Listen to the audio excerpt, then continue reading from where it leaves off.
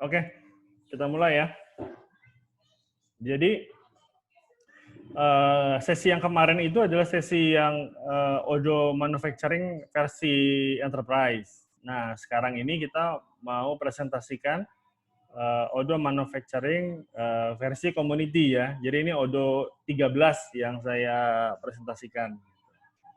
Modul yang dipakai, saya nggak pakai modul accounting, jadi hari ini kita nggak akan sentuh-sentuh accounting sama sekali, tapi kita lebih ke proses flow-nya apakah sama seperti yang Odoo Enterprise, karena sampai saat ini saya belum tahu cara nginstal accounting di Odoo 13 itu kayak gimana.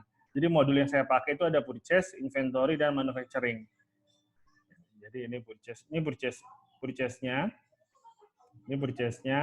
ini inventory-nya, ini manufacturing-nya.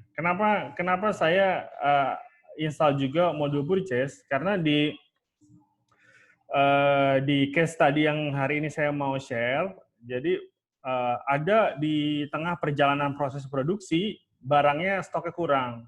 Nah, pada saat stoknya kurang, dia butuh melakukan pembelian. Nah, disinilah di Odoo bisa melakukan pembelian secara otomatis diambil dari kebutuhan produksi gitu. Jadi nggak perlu lagi menanyakan ke bagian produksi butuh barang berapa, tapi dari orang inventory bisa merequest langsung. Jadi posisinya di request for quotation, nggak langsung ke PO. Nah, dari request for quotation bisa langsung lanjut ke procurement, penerimaan barang, baru lanjut lagi ke ininya ya, ke manufacturing. Nah, di proses manufacturing itu menghasilkan byproduct, di mana byproduct-nya itu sendiri, ini kan pabriknya pabrik mika ya, jadi ini itu mika terbuat dari cairan. Setelah jadi, mika itu dipotong sesuai ukuran yang dibutuhkan oleh market. Nah, hasil potongannya itu digiling lagi, plastiknya digiling lagi untuk menjadi bahan baku produksi berikutnya. Gitu. Nah, sisa ininya, kita pakai byproduct ya. Nah, sisa potongan mikanya itu, dia costingnya menggunakan standar cost. Dia nggak pakai dia nggak pakai average. Nah, kenapa nggak pakai average? Karena sisa potongan produksi ini bertambah stoknya karena produksi, bukan karena pembelian. Nah, nanti angka cost-nya itu mereka mereviewnya itu setahun sekali. Apakah cost sisa produksi ini nilainya masih sekian? Kalau misalnya ada perubahan, mereka melakukan adjustment-nya setahun sekali, tapi bukan bulanan ya. Gitu. Oke, kita mulai dari manufacturing ya. Sekarang kita create barang jadinya. Ini sama seperti yang ada di ini ya. Sebentar ya, ada yang join. Oke. Ini sama seperti yang ada di Enterprise. Ini barang setengah jadi. Ini produk 3, produk 4. Nah, di sini ada produk sisa produksi. Nah, di sini ada produk sisa produksi. Ini produk sisa produksi ini di setiap step produksi itu ada ininya, ada hasil sisa produksinya gitu. Oke. Ini kita mark as to do. Oke. Nah, ini balik ke, jadi ini udah start ya. Maksudnya ininya sudah dia membuat barang setengah jadinya ya. Membuat MO untuk barang setengah jadi. Nah, kita mulai dari barang setengah jadi dulu. Karena di dalam barang jadi tadi, di dalamnya ada barang setengah jadi. Nah, barang setengah jadi ini membutuhkan produk 1 dan produk 2. Nah, ini kita start dulu cek availability-nya. Barangnya nggak ada. Kita masuk ke bagian inventory untuk picking komponen. Sebentar.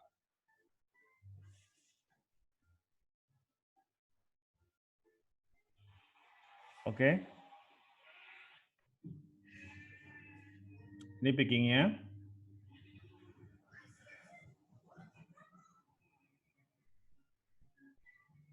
Picking komponennya ada weighting 2, di mana di sini ada untuk untuk MO nomor 11 dari picking nomor 10. Nah, di sini, ini yang kita butuhkan, 1,5 dan 4,5. Nah, ini kita akan resolve produknya. Nah, ini di modul bagian gudang ya, orang gudang ya. Jadi tadi orang inventory, orang manufacturing itu menginfokan bahwa tolong siapkan barang-barang untuk kebutuhan, ini yang ready ya, kebutuhan produksi. Nah, ini ininya nih, kebutuhan produksi untuk source dokumennya MO 0011, barang setengah jadi tadi. Nah, sudah kita reserve 1,5 dan 4,5, lalu kita validate. Nah, dengan begini berarti barang sudah berpindah dari gudang utama, gudang raw material, ke gudang produksi. Nah, sekarang kita lihat ini MO-nya. Nah, di sini MO nomor 11, kita cek availability. Nah, dia langsung nge-reserve nih. Nge-reserve to consume, sama barangnya juga sudah ada to reserve. Nah, sekarang kita produce. Nah, pada saat produce, di sini ternyata produk satu ini digunakan, plan rencananya adalah to consume-nya 1,5. Ternyata dia menggunakannya nggak 1,5, tapi 1 unit. Yang produk 2 sama. Nah, dia menghasilkan produk sisa produksi atas tahapan produksi yang pertama. Nah, sisa produksinya ini, nah biasanya saya berikan lot number untuk mengetahui bahwa ini dari MO nomor 11.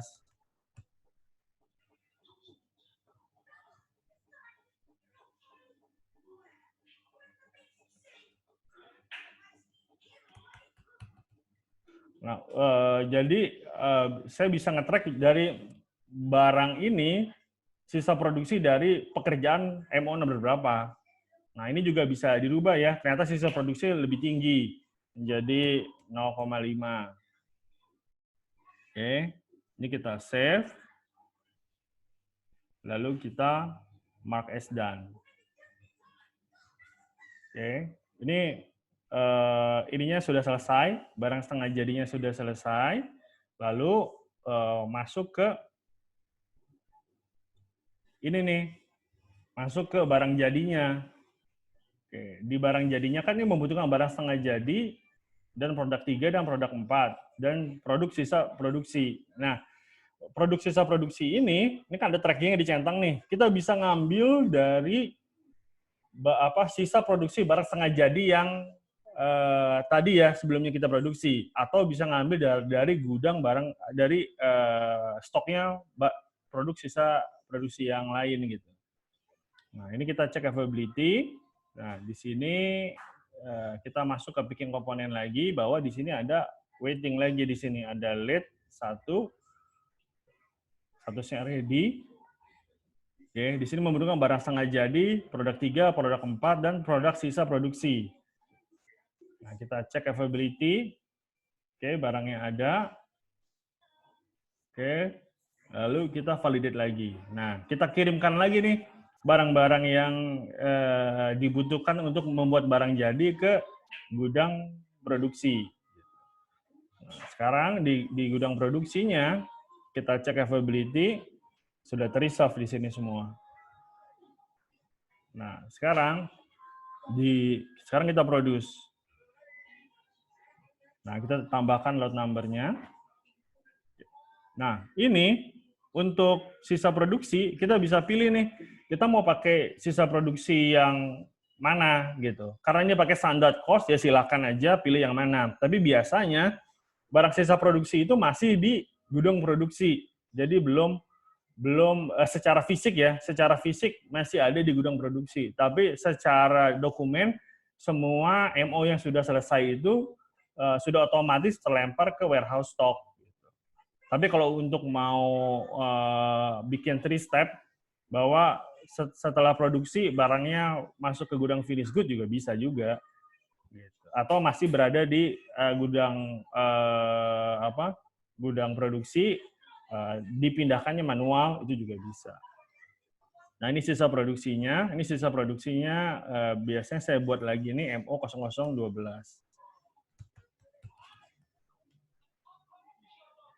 Oke, kita save. Nah, sekarang kita kasusnya agak beda. Kita bikin parsial karena pabrik Mika itu raw materialnya ada di dalam mesin. Nah, dia bisa-bisa tiba-tiba di shift 3 itu berhenti, nanti lanjut lagi besok paginya. Nah, ini tinggal kita ini aja, kita update yang quantity barang jadinya itu cuma 2. Quantity barang jadinya cuma 2 yang jadi. Ini kita save. Oke, sebentar ya. Saya aktifkan dulu ininya ya. Saya aktifkan dulu developer mode. Karena post inventory itu hanya aktif di developer mode ya.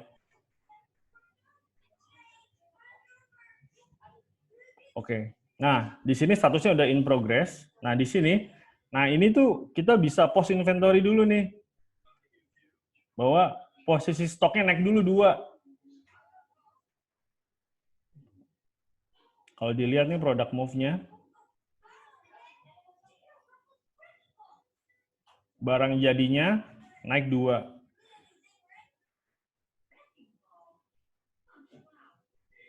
Barang jadinya bertambah 2, by produknya 0,4. Nah, di sini di produknya yang kita cek barang jadi kita 17. Kalau saya mau lihat dari ininya ya, traceability-nya ya. Nah, ini bertambah 2 dari MO nomor 10. Nah, gimana cara melanjutkannya lagi? Nah, cara melanjutkannya lagi, tinggal balik lagi ke MO yang tadi. Besok paginya dilanjutkan lagi, MO ke barang yang tadi, tinggal diproduksi lagi sisanya. Nah, yang diproduksi 3. Gitu. Ini 008. Nah, langsung diupdate ininya. Kalau mau pakai yang ini, dan ini tetap mau pakai yang 12. Dianggap satu ini ya, dianggap satu apa? Satu MO. Jadi biar barang sisa produksinya itu bisa ke-track terus. Ini MO 12 gitu. Walaupun pekerjaannya 2 kali. Dan yang di pekerjaan kedua kali sisa produksinya lebih banyak. Menjadi 1 unit. Oke. Ini kita save. Kita mark as done. Ya, ini dan sudah selesai. Gitu. Kalau dilihat dari ininya, traceability-nya, nah ini ada tambahan lagi nih 3 quantity. Gitu. Atau kalau kita mau lihat dari product move-nya, ini ada tambah lagi 3. Gitu.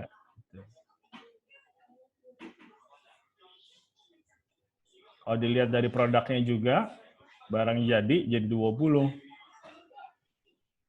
Traceability-nya lagi, ini 3 dan 2. Sama-sama jadi MO nomor 10. Jadi bisa ke-trace. Jadi satu surat bisa produksi parsial. Oke, kurang lebih seperti itu yang saya bisa share untuk ini ya, untuk manufacturing di Odoo Community. Mungkin saya open mic-nya ya, jadi biar bisa diskusi, jadi biar bisa saling ini ya.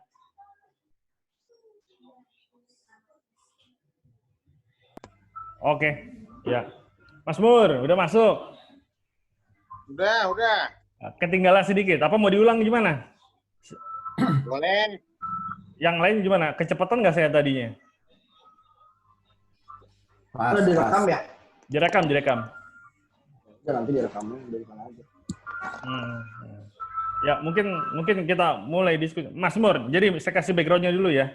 Jadi case tadi ini saya pernah implementasikan di pabrik Mika, Pak. Tapi tidak pakai Odoo, pakai produk yang lain. Gitu. Dan saya cuman mengambil ininya aja, konsepnya aja. Terus saya implementasikan di Odoo 13 Community, di mana di setiap tahapan produksi itu dia menghasilkan byproduct. Jadi Mika itu pada saat dia keluar dari mesin, itu berbentuknya kan persegi. Dia butuh dipotong sesuai dengan ukuran yang ada di market. Nah, sisa potongannya itu digiling lagi plastiknya untuk menjadi produksi di mika berikutnya gitu Pak. Nah, harga by produknya itu costingnya kalau bisa dilihat nih saya pakai standar cost Pak.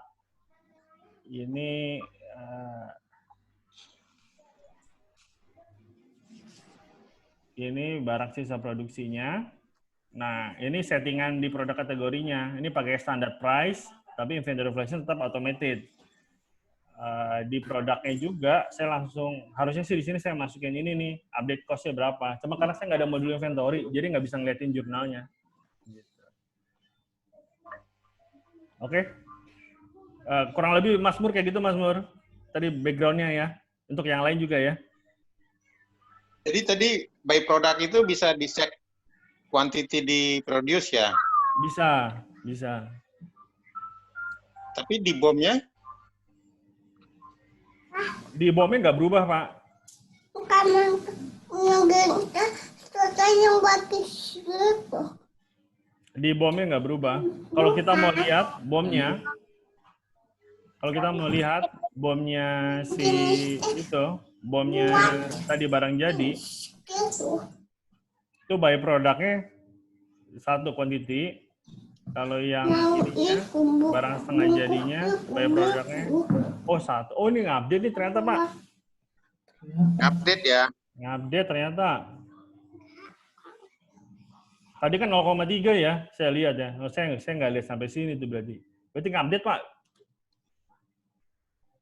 Tadi 0,3 soalnya di itunya. Di to produce-nya 0,3, terus saya update jadi 1. Oh, ke sini ngupdate juga. Oh, enggak, tapi ini, Pak. Bentar. Ini kan untuk memproduksi 5, Pak.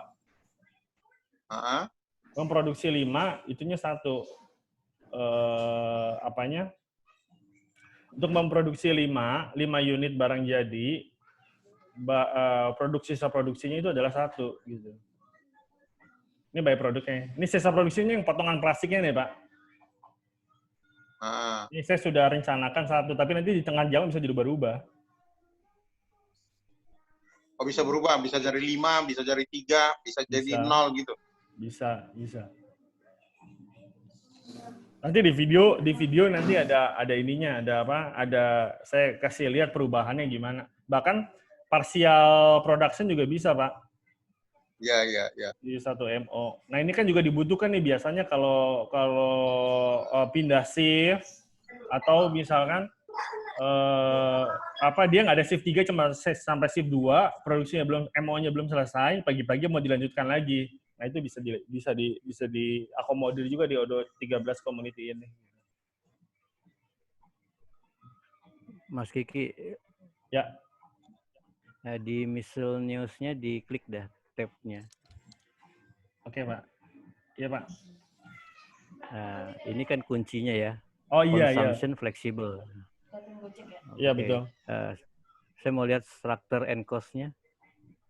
Kalau cost-nya sih nggak ini, Pak. Saya nggak karena barangnya nggak ada cost-nya. Jadi kita lihat MO yang nomor 10 tadi ya. Nomor 10 valuation-nya. Nah, di sini sih ada, cuman kan value-nya kosong karena saya nggak install modul accounting dan nggak set di accounting-nya juga. Costing-nya tuh masih ini tuh. Ini 0 tuh, Pak. Karena barang setengah jadinya juga nggak ada cost-nya. Ini yang produknya juga ini nggak ada cost-nya juga nih. Produk 3, produk 4. Nah, ini juga ini nggak diisi cost-nya juga.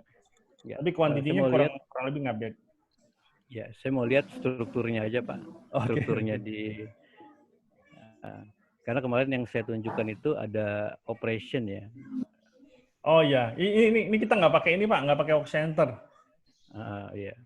Yang ini saya sih belum pernah implementasi Odoo pakai work center. Jadi setiap kita ada project, saya selalu bilang jangan pakai work center karena saya nggak berani, Pak. Nanti kalau walaupun mereka tetap kekeh minta work center, saya nggak saya kekeh bilang jangan pakai gitu. Tapi kalau saya udah siap, saya pasti akan pakai gitu. Ya, nggak ada efek juga sih, pakai nggak dipakai, costingnya nggak kelihatan juga sih sebenarnya. Coba lihat, Mas. Coba lihat yang BOM structure tadi. Oh, boleh. Ini ya. Mau lihat ya. Structure cost-nya Pak ya? Iya. Oke. Nah, ini mau lihat urutannya aja dia. Ya. Dia berarti kan hanya produknya saja kan? Produknya saja. Nggak labor, FOH, factory overhead itu nggak saya masukkan ke sini, Pak. Oh ya, pertanyaan sekarang di BOM konsum itu, MO ya, MO consumption itu bisa nggak kita masukkan tipe produknya jasa? Service ya? Ya. Saya di enterprise pernah Pak, cuma permasalahannya kalau parsial dia hitungnya tetap satu gitu loh Pak. Dan jurnalnya posisinya di kredit. Jadi gini, kan biaya itu kan di debit ya Pak ya.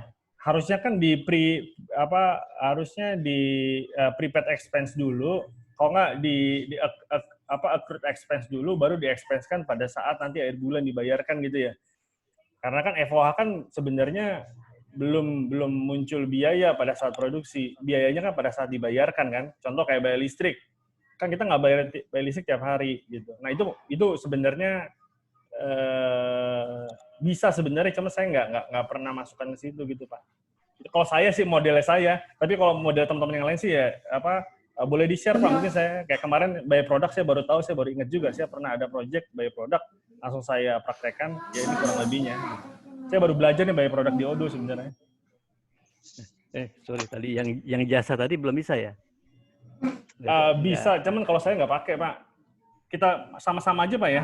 Ya, kita coba bikin itu ya, produk jasa ya. Misalnya labor ya. Labor aja ya. Ya. Labor, service, ini kita save.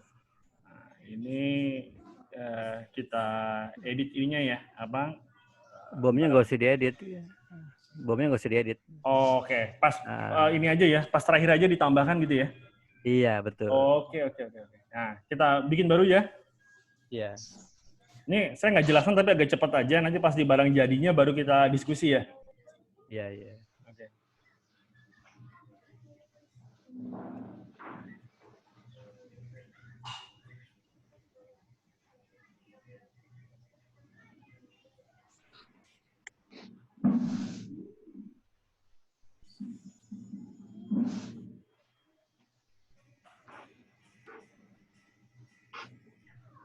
Capability, barangnya ada, kita apply, diproduksi untuk barang setengah jadinya. Oke, ini kita masukkan lotnya, kita pakai lot yang sudah ada aja. Pakai lot yang sudah ada, terus kita mark as done.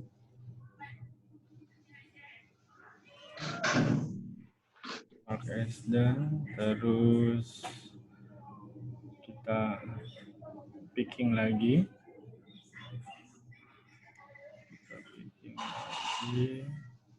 Ini check availability, kita validate.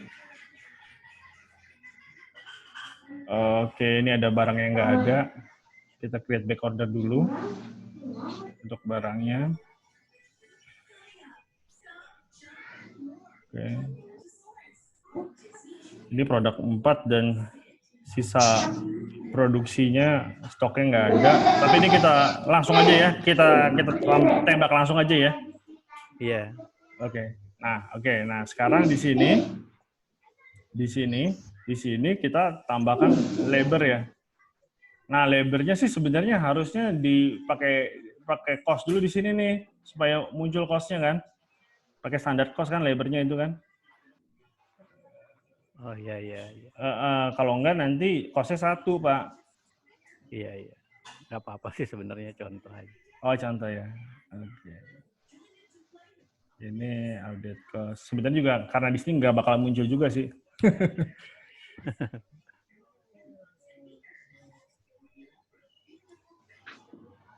Overhead ya.